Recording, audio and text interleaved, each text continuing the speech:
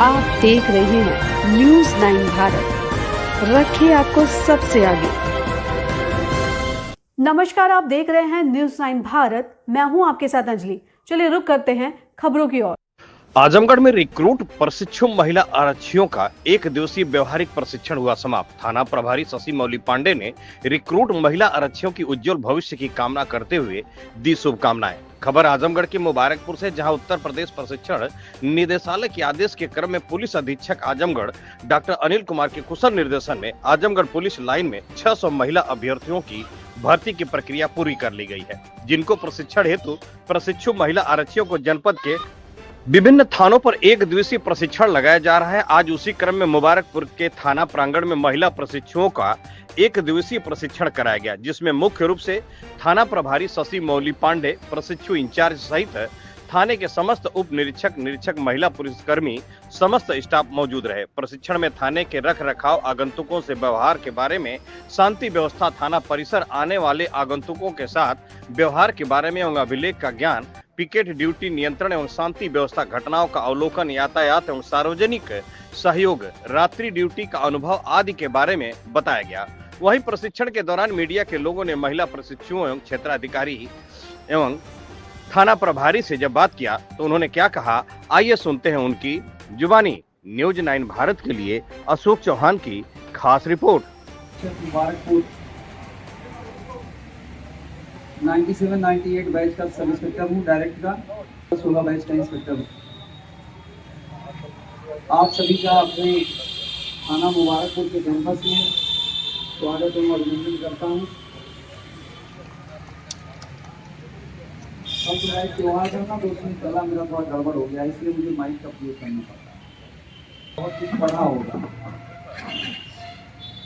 जानकारी आपके जो शिक्षक हैं उन्होंने भी बताया होगा, आपको विस्तार में भी बताया होगा।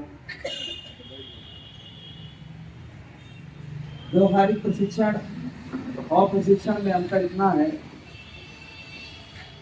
वहाँ जो आप सीखते हैं उसको यहाँ आकर अमल में लाते हैं, अपने व्यवहार में उतारते हैं। तो पहला आचरण तो आप जब कहीं थाने पर पोस्ट होंगे तो पहला आचरण आपका अच्छा होना चाहिए, क्योंकि आपको यहाँ अमर्यादित व्यवहार करेंगे तो पहले ही आप उसके शिकार हो जाए। आप उसको प्यार से बैठाइए, उससे उसका नाम, पता पूछिए, संभव हो तो उसको एक गिलास पानी पिलाइए।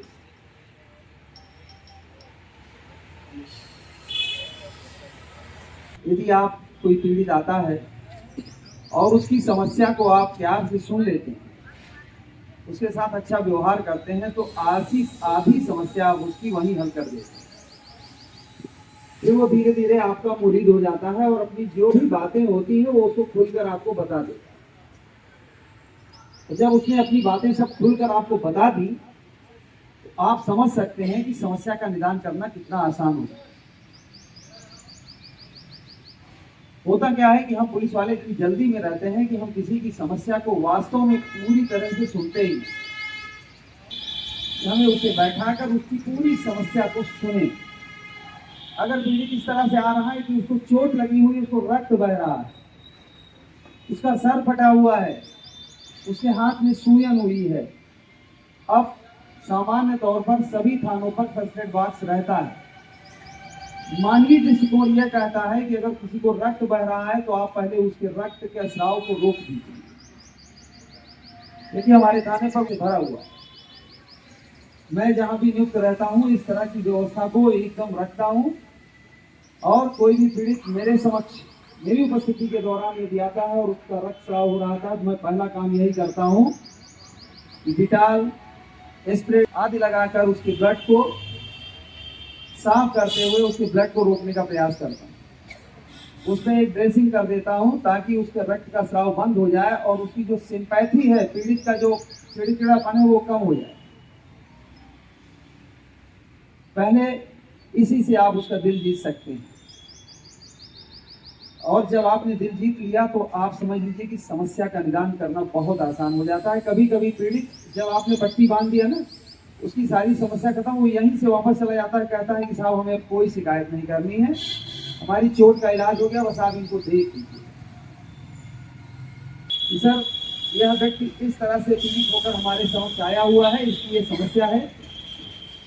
निश्चित रूप से वह प्रभारी निरीक्षक उस समस्या को सुनेंगे और उसका जो त्वरित निदान होगा, अगर उसमें अभियोग पंजीकृत करने की स्थिति होगी तो अभियोग पंजीकृत कराएंगे, मेडिकल करा के कार्य करने की स्थिति होगी तो मेडिकल कराएंगे।